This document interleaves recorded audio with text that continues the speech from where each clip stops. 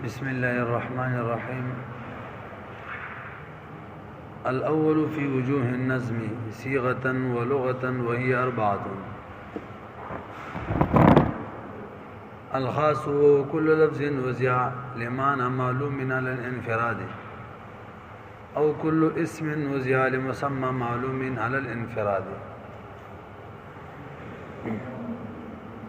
اگر ټیم د ځان را رسوي زموږ توجه مرانه منځ کې څوک زی راځي کنه او داس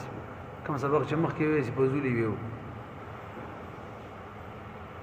به توجه ازمن خپل کسان لیټ راځي دی و ایران شي هغه په واخ باندې راځي تاسو کې نه کار تر اوسه پورې موږ څلور باسه ویلو. باسه اول کې اصول 4 بیان داغو مراد او وجه حسب او په دیم باس کې د کتاب الله تعریف او داغه د قیودات او فواید او په دریم باس کې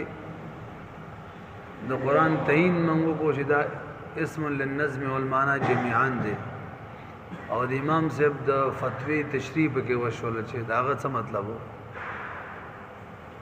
څلورم باسم د دې خبره وکړو دا کوم تقسیمات چې روان دي کوم اقسام چې ذکر کیږي دا دغه 500 آیاتونو دي کوم 500 آیاتونو ته چې معرفت د شرع کې مستدل رجوع کوي معرفت د احکام د شرع کې ته مستدل رجوع کوي. دا څلور باسونه تر اوسه شوي دا غي دران دي موږ څلور تقسیمات دي. یو تقسیم په اعتبار د وضع سره دی یو په اعتبار د ظهور او خفا سره دی او یو په اعتبار د استعمال سره دی او اخیره په اعتبار د استدلال سره. نن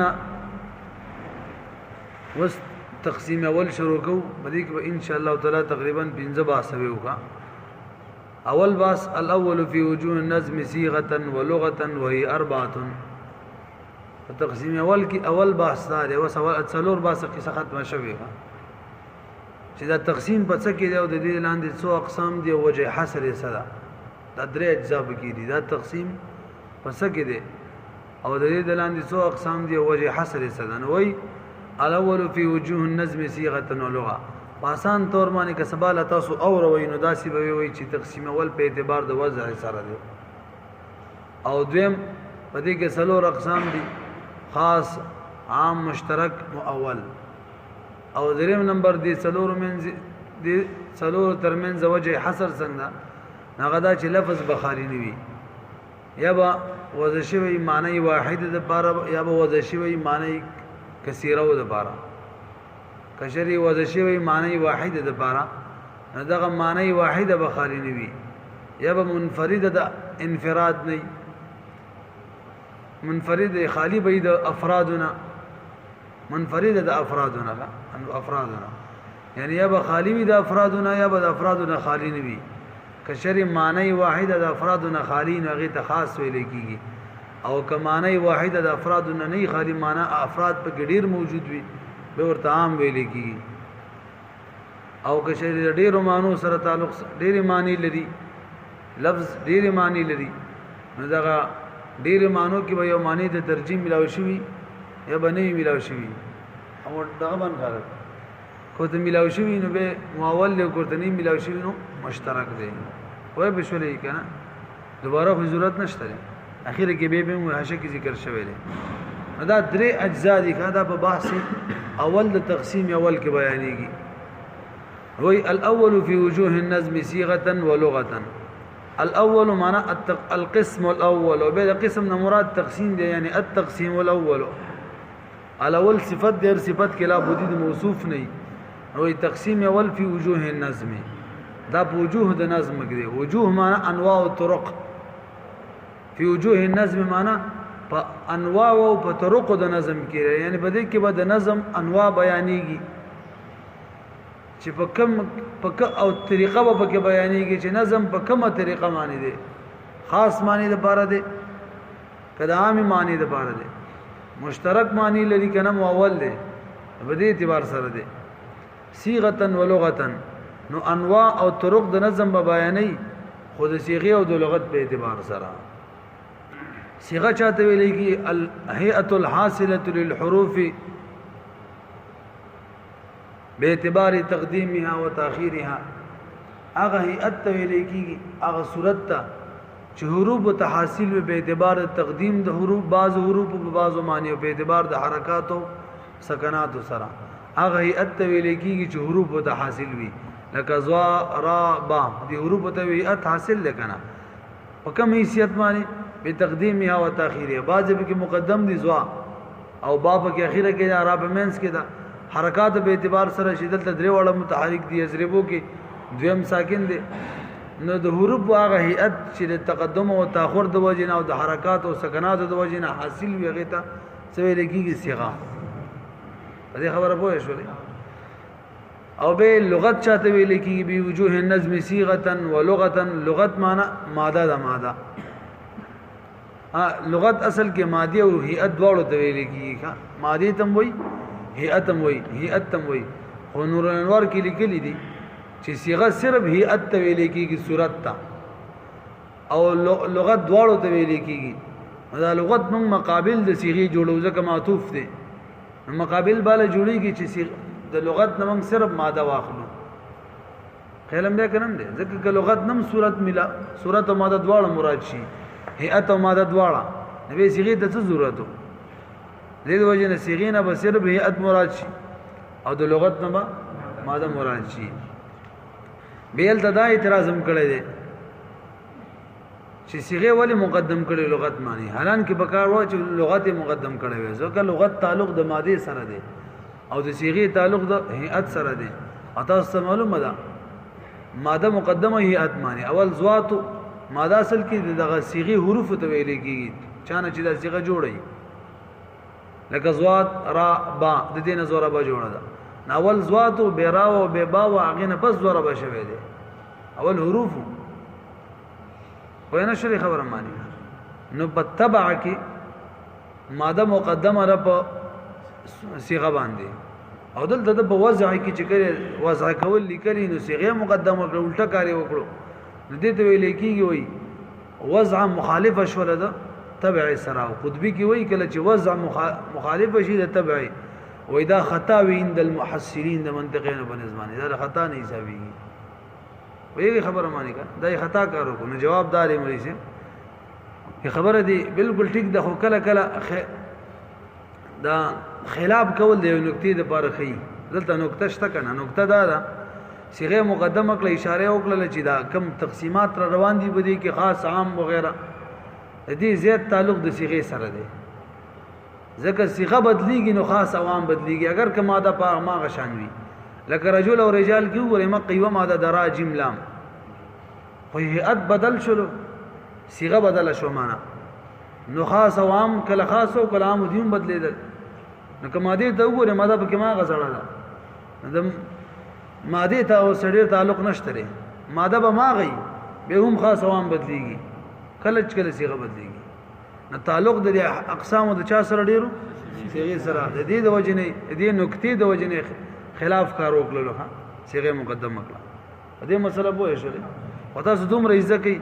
الاول فی وجوه النظم صيغه ولغه مراد وضع د وضع ځکه کله چې هيئت موجود وي او ماده موجوده خو بس دغه وضع کنا نو عام طور په تاسو نور کتابونو کې نه تقسیم اول دا په اعتبار د وضع سره دی او یو وای په اعتبار د صيغه او لغت سره دوړ یو مطلب دی او دا تقسیم ولی مقدم کو تاسو ته جواب هم زین تراغلی ځکه اول وضع یغه نه پس به ظهور او خفات غوري هغه نه پس به استعمال د غوري څنګه دی هغه نه پس به استدلال کې دیو جنې وضع مقدم کړل لگا وهي اربعه درې څلور اقسام دي خاص عام مشترک مؤول وجه حصر مرلوی لفظ بخاری نوی یا به یو معنی د بار وځ شوی یا د ډیرو د بار کده یو معنی د بار وځ شوی د افرادونه به خالی وي نو خاص دی او کني خالی نو عام دی او ډیرو معنی د بار نو یو معنی د به کی درجی ملاوي شي وی نو ماول دی او کني ملاوي شي نو به مشترک دی دا څلور اقسام شونو دا د تقسیم اول بحث شوخه دا تقسیم په څه کې دی د دې د لاندې څو اقسام دي او وجه حسر سره بس دا درې اجزاء باندې مشتمل له بحث اولی مخکې راځي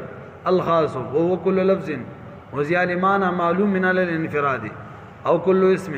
وزيال مسمى معلوم من على الانفراد وليس بدی بار خاص باس چې کوم نه د تقسیم اول نه دویم باس دی ادا په څلور اجزا مشتمل دی تعریف د خاص وکړو د یو په ځای دوا مثال د خاص په بیانو تقسیم د خاص وکړو او حکم د خاص په بیانو ټول څو اجزا شو او یادوي کړه متن د یادېږي بل کتاب نشي یادولې دا ګور په اسانه باندې شو خبره کنه تعریف به یاد کړي تقسیم به یاد کړي اور سره مثال به یاد کړي او اخیره کې به حکم الله یاد کړي بس خبره ختمه تعریف یې سره الخاص خاص د خصوص نه دی خصوص خاصوالی ته ویل کېږي لغتن او اصطلاحي تعریف هو كل لفظ وزيال معنى معلوم على الانفراد دا تعریف په درې اجزا مشتمل لکه څو جوړته وکي وهو كل لفظ هر هغه لفظ ته ویل کېږي یو جز وزيال معنى معلوم چې وځي شوی معنی معلومي لپاره څو جز شو دوا على الانفراد په طریقې د انفراد سره یعنی د افرادونه خالی وي څو جز شو ای دریم جز معنی درې اجزا معنی تعریف مشتمل دي وهو كل لفظ بدی معنی اعتراض دی مشهور اعتراض دی زمونږ د نحوی او د نور ټول کتابونو کې راځي بلکې منطق کې راځي اصل کې دا غي نه راوته وهو كل لفظ وي په تعریف کې لفظ د کلو راول ټیک نه دي نو انور کې ذکر دی ښا تعریف کې لفظ د کلو راول ټیک نه دي دی وجه سره ځکه تعریف د افرادونه کیږي صغرا یو اوري صغرا دا چې کلو د احاطي افرادو لپاره راځي تاسو ویلي کلو چې دا سور د موجبي کلیه دي او محصورات کې چا سور دي د موجبي کلیه ام محصورات تعریف خو ته یاد دي چلته حکم د محمول لګي په افراد د موضوع باندې بچا معنی لګي په ماهیت او حقیقت معنی نه لګي نو محصورات کې افراد مراد وي افراد او دا موجبه کلیه د امداد حقیقي سم دلته هم څه مراد وي افراد بهرحال کلو راضی د پاره د احاطه د افراد او تعریف د افراد نه کیږي ته کم فرد تعریف کې افراد تعریف مشکل دی بلکې تعریف د چا کیږي ماهیت کیږي تعریف خاصل کې د مفهوم کیږي او ماهیت وي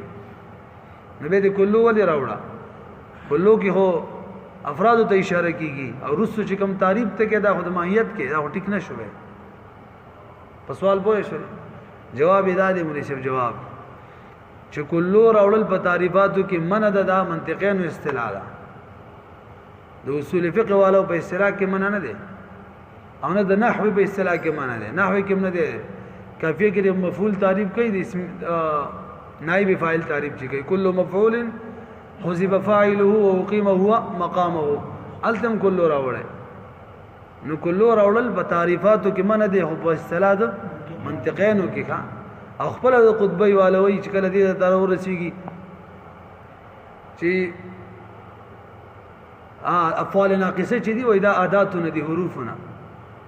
وای غایت ما فی الباب بتداروزی اعتراض چې کینو غایت ما فی الباب بداشي چې دا خو په نحو کې افعالونه دي او تا دلته بچا کې شامل کړو حروفو کې بس وای الته خپل جواب کړی دی خو په یو اصطلاح کې به یو شی د حروف نه اما غو په بل اصطلاح کې د چا نه اصطلاح بدل شو خیر دی کنه دلته موږ احساس په اصطلاح کې به منطقینو دا خبره مانی موږ باقي کې نه ده منه منګ د جامعیت د پیدا کولو د بارا چې دا تعریف خپل افراد ته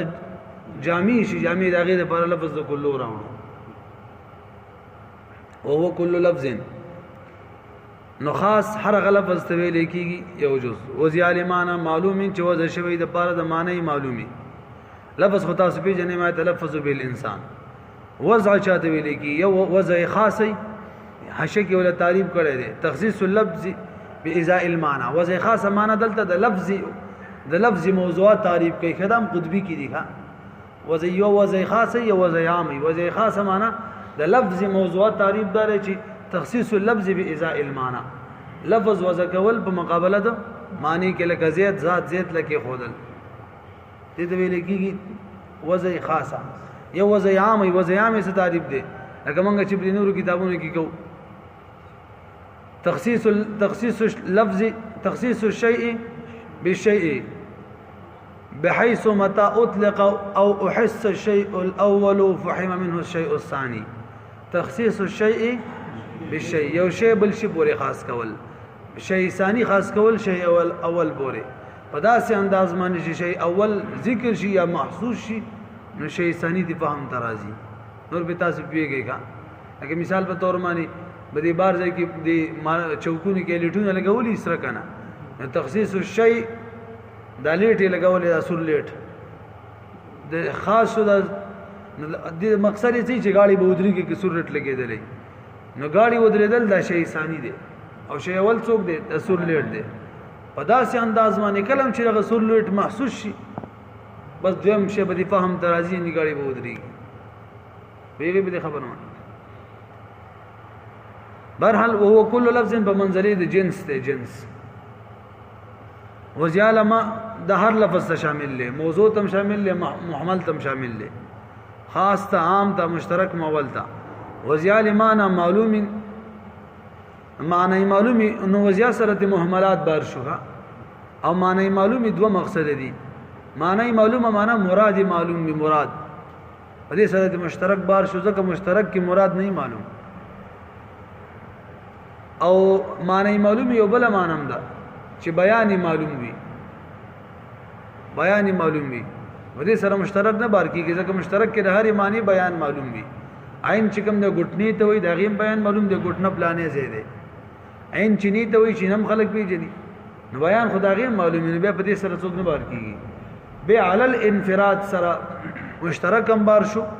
او عام هم بار شو مشترک ولی بار شو انفراد معنی ده چې د افرادونه هم خالی وي او د غنو مانون هم خالی وي نو غنو مانون خالی مشترک خو غنی معنی اعتبار شو او د ډیر افرادونه خالی د سره د څوک بار شو عام بار شو په پوهه شولې بل تعریف تراشي او کل اسم وزيال مسمى معلوم على الانفراد یا هغه اسم ته ویل کیږي چې ودا شوی د بار د مسمى معلومي په طریقې د انفراد دلته درې ځادي کل اسم یو جز وزيال مسمى معلوم دویم جز على الانفراد دریم جز دی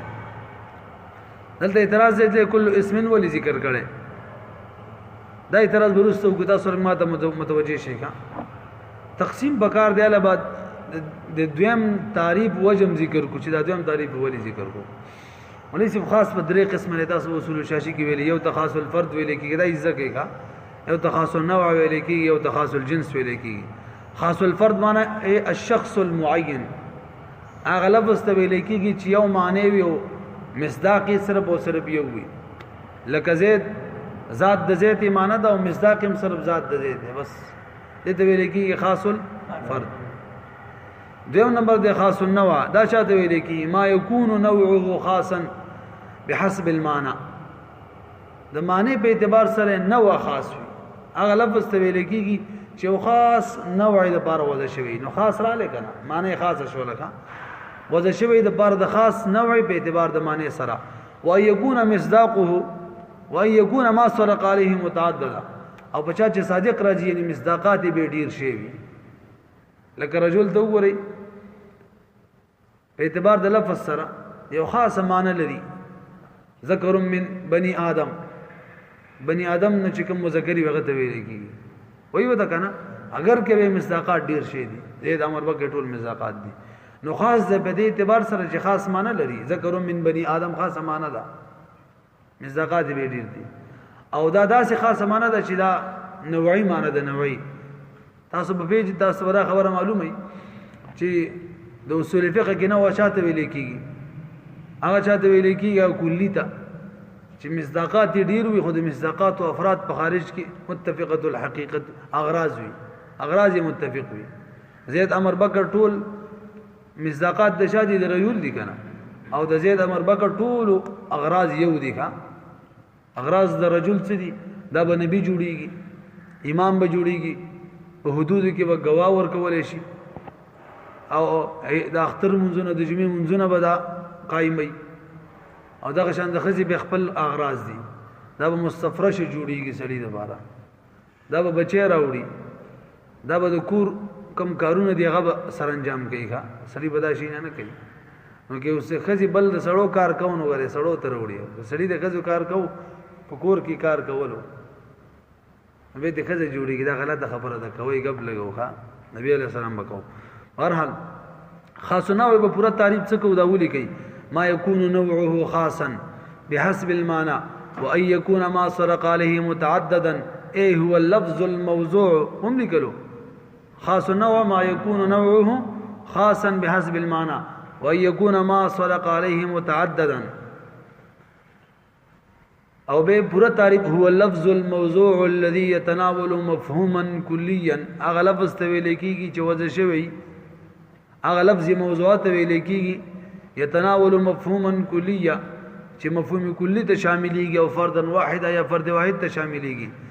يحتمل الصدق على كثيرين متفقين بالاغراض احتمال لري چې صادق شي په ډیرو باندې خدا سره ډیر متفقين بالاغراض چې اغراض به ټول یو وي ما يكون نوعه خاصا بحسب المعنى وأن يكون ما صدق عليه متعددا أي هو اللفظ الموضوع الذي يتناول مفهوما كليا أو فردا واحدا يحتمل الصدق على كثيرين مختلفين بالأغراض أين پورا تعریف دی ویخا دریم نمبر دی خاص الجنس دا چاته ویل کی اغه لفظ ته ویل کیږي چې بحسب المعنى یو خاص جنس د بار وځ شوی او به مصداقات خارج کړي وي اغه لفظ ته ویل کیږي چې د معنی په اعتبار سره یو خاص جنس غره خاص پکې را لګا خاص جنس د بار وځ شوی او به مصداقات خارج کړي او مصداقات اداسي چې دا هغه د اغراض په اعتبار سره مختلف وي وې شولې به تعریف ولي کې دا سلکشن خاص جنس الذي يكون جنسه خاصا بحسب المعنى هغه چاته ویل کېږي چې د معنی په اعتبار سره جنس خاص وي دا خو نور انور کې ذکر شوی دی ويكون ما صرق عليهم متعددا او پچا چې صادق راځي یعنی مصداقات خارج کې متعدد وي او برا تعریف به دي شي هو اللفظ الموضوع الذي اغل لفظ موضوعات ویل کېږي يتناول مفهوما كليا چې مفهوم کلی ته شاملېږي او فردا واحدا یا فرد واحد ته شاملېږي يحتمل الصدق على كثيرين مختلفين بالاغراض چې احتمال لري صادق دي چې ډېر افراد باندې دا ډېر افراد چې هغه اغراض خپل منځ کې مختلف وي لکه رجل بل لکه انساني مثال له انسان چې کوم دی لفظ دی وځ شوی دی یو خاصه معنی لپاره حیوان ناطق او جنسي معنی ده ولی جنسي رزق لاندې چې کوم مصداقات دي دغه اغراض مختلف دي د رجل بیل دي او د امرئ لپاره بیل اغراض دي خبر معنی پوه شولې نو دو بیان وشو تعریفونه وشو ور سره څه وشو تقسیم وشو د خاص څو اقسام شو د خاص الفرد خاص النوع خاص الجنس مثالونه وشلو د خاص الفرد لپاره مثال لکه زید د خاص النوع مثال لکه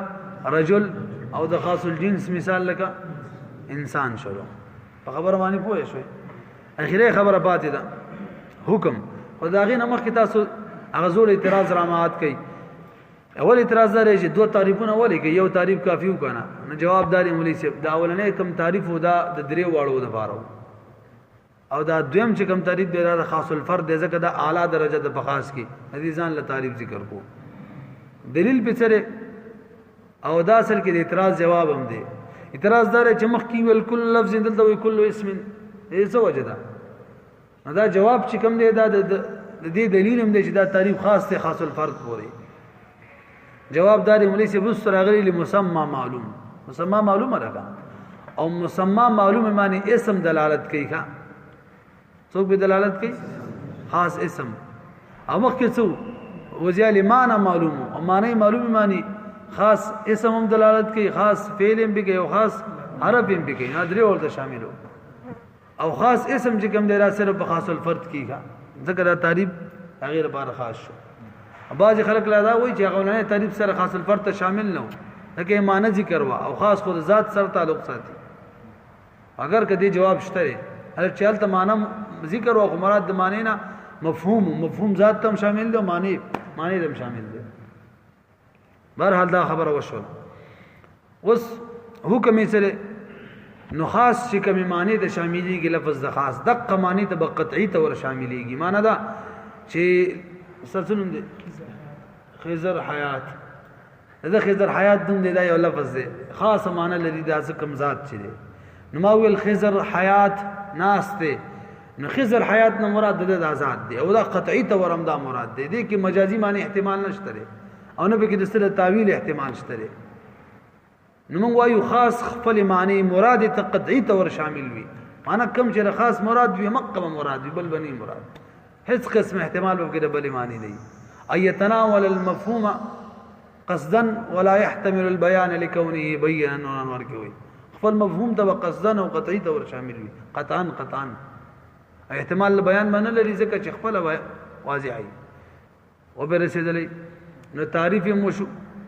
تقسیم مو شو مثالونه مو شو ور سره اخیره کې حکم مو شو یاد بشي کنه ان شاء الله نبی روي کا دا طریقه آسان